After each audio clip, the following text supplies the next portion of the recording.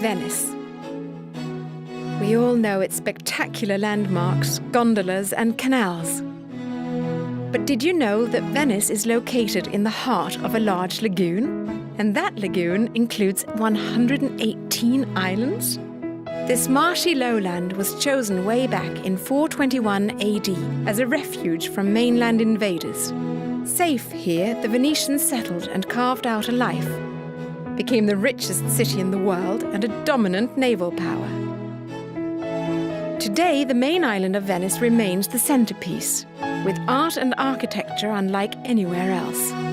There are surprises here too, like the Jewish Quarter, where you can learn how the word ghetto originated while exploring Jewish history. And there's the Arsenal, a massive shipbuilding complex that possibly dates back to the Viking Age.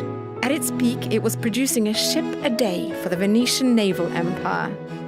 Beyond Venice, the other islands have retained their individual identities. And here are a few of my favorites that you really should try to explore. Torcello is the initial island home of the Venetians. These days, the island is known for the remarkable Cathedral Santa Maria Assunta and its captivating Byzantine mosaics. And Lido Island, where the locals go to the beach and famous for the film festival. Just across from the Doge's palace is San Giorgio Maggiori. The first church was built here in 829, and in 1566 the church we see now, made famous by Claude Monet. And there's Giudaica, the popular residential island. One of the more unusual islands is Sant Erasmo.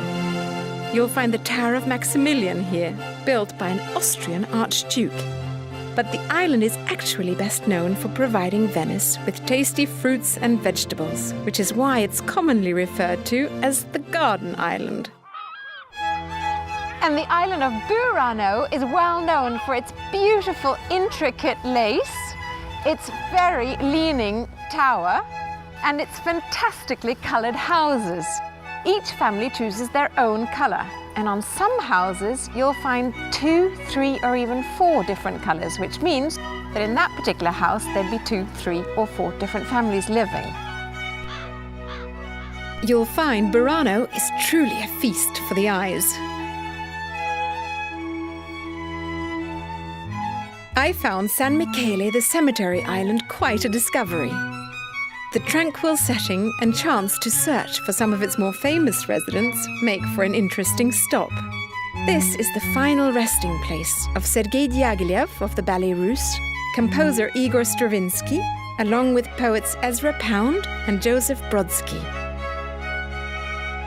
A little like Ellis Island, Lazzaretto Nuovo Island was the first stop immigrants had to make before coming to Venice. And of course, I saved my favorite, Murano, for last.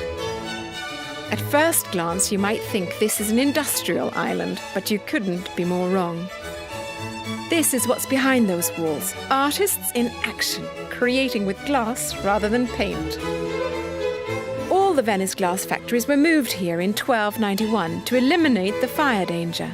And what developed was a community of artists, where techniques are still passed on from father to son, as they have been for centuries. Venice and the surrounding islands offer a wealth of opportunities for exploration. I hope you'll do as I did and engage with Italy's warm, welcoming people, while sampling the best of this country for yourself.